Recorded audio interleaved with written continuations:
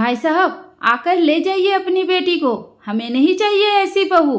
अगर ढंग के संस्कार सिखाकर भेजेंगे तो रख लूँगी, नहीं तो ले जाइए, पूरी जिंदगी अपने पास बैठाकर खिलाइए। मैं अपनी बेटी की दूसरी शादी कर दूंगी। एक से एक लड़कियां लाइन में लगी है, जाने कहाँ से लाकर पटक दिया। नहीं बहन जी, ऐसी बात मत करिए, मैं अभी आता हूँ, मैं समझा दूंगा सोना को, अब उससे कोई गलती नहीं होगी, एक मौका दे दीजिए उसे, मैं अभी आता हूँ। कहते हुए फोन रखकर तुरंत ही नयन जी अपनी बेटी सोना के ससुराल निकल जाते हैं। नयन जी को ऐसे घबराते हुए भागते देख पत्नी वंदना और बहू रानी दोनों ही हैरान हो जाते हैं।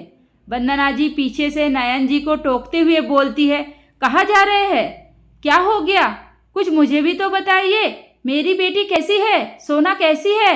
लेकिन नयन जी ने वंदना जी की एक भी बात नहीं सुनी। रानी सास को संभालने लगी। घबराहट तो उसे भी हो रही थी कि अचानक से ऐसा क्या हो गया जो पापा जी ऐसे भागते हुए जा रहे हैं। किसी अनहोनी के आशंका से घबराते हुए रानी लपकते हुए अपने पति आरब को फोन लगाती है और सारी बात बताकर उसे भी सोना के ससुराल जाने के लिए बोलती है। जैसे ही सोना के घर नयन जी पहुँचते हैं, पीछे से आरब भी पहुँच जाता है। नयन जी और आरब को देखते ही सोना की सास इंदु जी दोनों ही बाप बेटे पर भड़क जाती है। आ गए आप लोग, मुझे तो ये समझ में नहीं आता है कि कौन सा मुंह लेकर आते हो बार बार आप लोग। क्या सिखाया है अपनी बेटी को, ना बोलने का तमीज है, ना संस्कार है, ना रहन सहन का ढंग है। जाने जाहिलों की तरह बच्चा पैदा करके बड़ा करके शादी कर दिया, थोप दिया दूसरे के सर पर, जिंदगी भर के लिए झेलने के लिए। इंदु जी की बात सुन शर्म से पानी पानी हो गए थे नयन जी। सर झुकाए चुपचाप इंदु जी की बातें सुनते रहे। आरब को इंदु जी के ऊपर गुस्सा तो बहुत आ रहा था, क्योंकि पहली बार वो अपने पापा को इतना बेइज्जत होते हुए देखा था। बेटी की बात थी, मजबूरी था, कुछ कह नहीं सकता। कोई और होता तो पापा की इतनी बेइज्जती पर कब का उसका मुंह तोड़ चुका होता। लेकिन वही बात, लड़की वाले थे, झुकना ही था, चाहे उसके लिए पापा की बेइज्जती ही क्यों ना हो, सब कुछ सहना था। इंदु जी ने एक बार भी नयन जी और आरब को बैठने के लिए नहीं बोला। उनको देखते ही बस अपने मन की भड़ास निकालना शुरू कर देती है। नयन जी बेचारी बने चुपचाप खड़े सारी बातें सुनते रहे। अंत में जब नयन जी कुछ भी नहीं बोले तो चिढ़ते हुए इंदु जी बोली, अब जाइए, जाकर कमरे में मिल लीजिए अपनी बेटी से, समझा दीजिए। मैं तो कहती हूँ समझाने की जरूरत भी क्या है, लेकर जाइए, महीना 2 महीना 4 महीना 1 साल अपने पास ही रखिए, अच्छे से संस्कार सिखाइए, बोलने की तमीज सिखाइए, रहन सहन सिखाइए, उठने बैठने का ढंग सिखाइए, समाज में बोलचाल रहने का तरीका सिखाइए। इसके बाद लेकर आइएगा हमारे पास, हम दे देते हैं 1 साल का टाइम। अगर आपकी बेटी सुधर गई तो ठीक है, नहीं तो 2 मिनट नहीं लगेंगे इस घर से बाहर निकालकर अपने बेटी की दूसरी शादी करने में। इतना सुनते ही आरब गुस्से से कुछ बोल भी गया था कि तभी नयन जी ने उसका हाथ पकड़ इशारे से मना कर दिया। इंदु जी गुस्से में बड़बड़ाते हुए अपने कमरे में चली जाती है। आरब नयन जी को लेकर सोना के कमरे में जाता है। सोना बेचारी बेड पर लेटी पड़ी थी। पापा भाई को देखते ही उसकी आंखों में आंसू आ गए, रोने लगी। उठकर बैठने की कोशिश की लेकिन बैठ नहीं पाई। ध्यान से देखने पर ऐसा लगा जैसे सोना काफी बीमार थी, बहुत कमजोर भी हो गई थी। मुंह से आवाज भी बड़ी मुश्किल से निकल रही थी, रोने तक की ताकत नहीं रह गई थी उसके अंदर। बेटी की ऐसी हालत देख नयन जी टूट गए, उनके आंखों में आंसू आ गए। लाख कोशिश किया उन्होंने कि बेटी के सामने अपने आप को मजबूती से खड़ा कर ले, लेकिन बाप का दिल था, हार गया। आरब ने सोना को सहारा देकर बैठाया।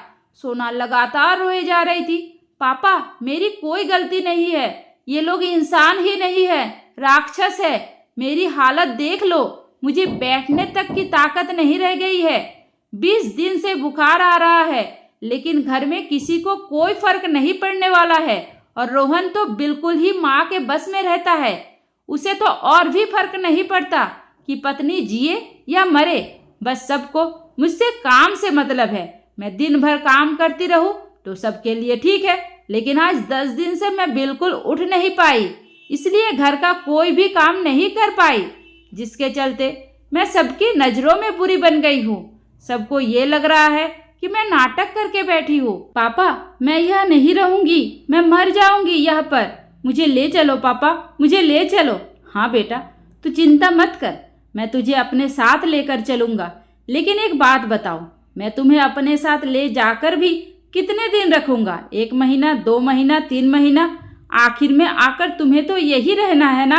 तो इससे अच्छा है कि बात को संभालते हुए, अपने आप को संभालते हुए यहाँ पर एडजस्ट करो खुद को। अगर मैं अभी लेकर चला गया तो बात और बिगड़ जाएगी। वैसे भी तुम्हारी सास बार बार दूसरी शादी की धमकी दे रही है। अगर लेकर चला गया तो क्या पता वो लोग गुस्से में आकर तलाक के कागज ही भेज दे। बहुत बुरा हो जाएगा बेटा, बहुत बेइज्जती होगी हमारी, तुम्हारी ही जिंदगी नरक हो जाएगी। पापा, इससे नरक जिंदगी क्या होगी? अभी भी आपको दिखाई नहीं देता? पापा की बात सुन गुस्से में बोल पड़ा आरव। आरव, मुझे पता है तुम्हें गुस्सा आ रहा है, गर्म खून है, उबल मारेगा ही, लेकिन इस समय जोश में नहीं, होश में काम लेने की जरूरत है। सोना बेटा, अभी तुम बीमार हो, मैं समझ रहा हूँ, लेकिन तुम ये भी तो सोचो कि जो माहौल है, अगर मैं उसमें तुमको लेकर चला भी गया तो आने वाला कल बहुत बुरा होगा। बेटा, जहाँ से मैं देख रहा हूँ वहाँ से शायद तुम नहीं समझ पा रही हो। मैं एक काम करता हूँ, मैं यहीं पर हूँ, तुम जाओ आरव के साथ डॉक्टर के पास और अच्छे से दिखाकर दवाई लेकर आओ। जब तुम ठीक हो जाओगे तो सब कुछ वैसे ही सही हो जाएगा। नहीं पापा, आप नहीं समझ रहे हैं। आपको लग रहा है कि मैं बीमार हूँ इसलिए ऐसा माहौल है। ऐसा नहीं है पापा, मैं बीमार नहीं होती हूँ, पूरे दिन घर में कामों में लगी रहती हूँ तो भी मेरे साथ ऐसा ही होता है। 2 कौड़ी की इज्जत भी नहीं है मेरी इस घर में। मुझे यहाँ नहीं रहना है। ठीक है बेटा, चलो मैं तुम्हें लेकर चलता हूँ, लेकिन फिर ये बताओ कितने दिन मायके में रहोगी? लौट के तो यही आना है ना बेटा। हम उस समाज में रहते हैं जहाँ मायके से बेटी की डोली उठती है और ससुराल से अर्थी। हम अगर समाज से अलग चलेंगे तो लोग हमारा जीना मुश्किल कर देंगे। मेरी परवरिश, मेरे संस्कारों पर उंगलियां उठने लगेगी। सोना लाख पापा से कहना चाहिए, लेकिन नयन जी उसे जमाने की दुहाई देकर डॉक्टर को दिखाकर चले आते हैं।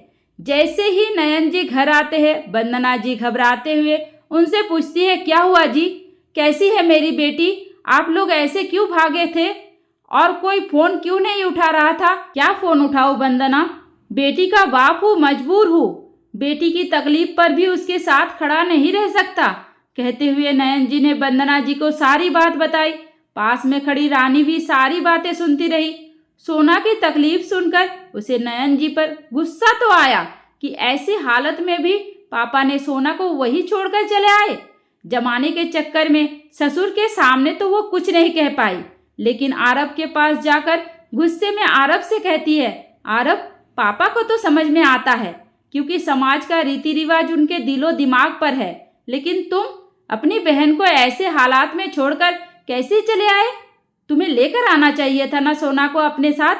रानी, तुम्हें क्या लगता है मैं सोना को लेकर नहीं आ रहा था? अरे मेरा बस चलता तो मैं उसको लेकर ही आता, लेकिन मैं पापा की वजह से मजबूर हूँ। वह भी मैंने इनको कितनी बार कहा, पूरे रास्ते में भी कहा, लेकिन ये सुनने को बिल्कुल ही तैयार ही नहीं है। जब भी मैं कुछ कहता तो ये मुझे बीच में ही रोक देते हैं। आरव की बात सुन कुछ सोचते हुए रानी ने सोना को फ़ोन लगाया। रानी की आवाज़ सुनकर सोना रोने लगी और रोते हुए बोली, भाभी, मुझसे बोलने की भी क्षमता नहीं रह गई है, मैं बात नहीं कर पाऊंगी। कहते हुए सोना ने फ़ोन काट दिया। सोने की आवाज़ सुनकर रानी की आंखों में आंसू आ गए। कितनी मरियल सी आवाज़ थी सोना की। सोना का व्यवहार रानी के प्रति बहुत ही अच्छा था। रानी को कभी भी अपने ससुराल में किसी से कोई भी तकलीफ नहीं हुई थी, क्योंकि वंदना जी और नयन जी बहुत ही सीधे थे।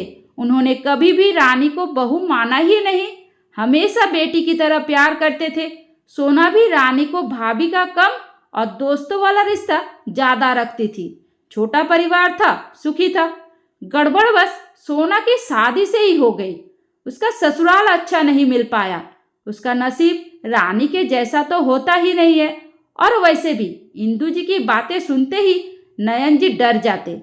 इंदु जी के मुंह से बार बार दूसरी शादी की बात सुन नयन जी की हालत खराब हो जाती। नयन जी वाकई में बहुत ही सीधे इंसान थे। पुलिस, कोर्ट, कचहरी वो सपने में भी नहीं जाना चाहते थे, जिसके चलते वो इंदु जी की हर बात मानने को तैयार रहते ताकि उनकी बेटी को तकलीफ ना हो। नयन जी जितना झुकते गए इंदु जी उन्हें उतना ही झुकाती गई। लेकिन आज रानी को अपने ससुर के ऊपर बहुत गुस्सा आया। नयन जी को बिना कुछ बताए रानी खुद आरब के साथ जबरदस्ती सोना के घर गई और सोना को लेकर सीधे अस्पताल गई। वहाँ डॉक्टर ने सोना को एडमिट कर लिया। बहुत ही कमजोर हो गई थी सोना। जांच करने पर उसे टाइफाइड और मलेरिया एक साथ निकला। पिछले कुछ दिनों से ढंग से ना खाने पीने की वजह से सोना बिल्कुल ही सूख गई थी। बीमारी से लड़ने की उसके अंदर बिल्कुल ही ताकत नहीं थी, जिसके चलते उसे एडमिट होना ही पड़ा। सोना को एडमिट करने के बाद रानी ने घर पर फोन करके वंदना जी को सारी बातें बता दी। बेटी की हालत सुन वंदना जी नयन जी के साथ भागते हुए अस्पताल गई। सोना को इतनी बुरी हालत में देख वंदना जी वही रो पड़ी। रानी सास को संभालते हुए सारी बातें दोनों को बता दी कि कैसे उसने सोना को उसके ससुराल से लेकर आई और उस समय उसके घर पर कोई भी नहीं था। बहू, ये क्या किया तुमने तो बात को ही बढ़ा दिया। अब बताओ, इंदु जी को पता चलेगा तो कितना भड़केगी वो। तुमने तो सब कुछ बर्बाद कर दिया। नहीं पापा जी, मैंने कुछ भी गलत नहीं किया है। मैंने जो किया सही किया। बहू, तुम कब से ऐसी हो गई? तुम लोगों की बात को मुझे ही संभालनी पड़ेगी। कहते हुए तुरंत ही नयन जी इंदु जी और रोहन को फोन करने लगते हैं।